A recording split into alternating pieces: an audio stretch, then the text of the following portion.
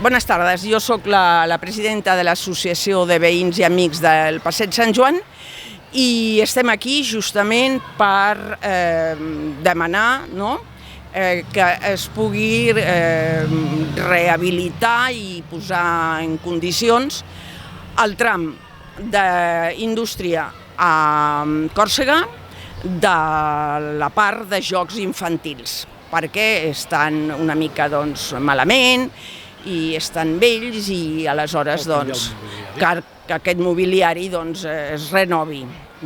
Seria aquesta la nostra demanda.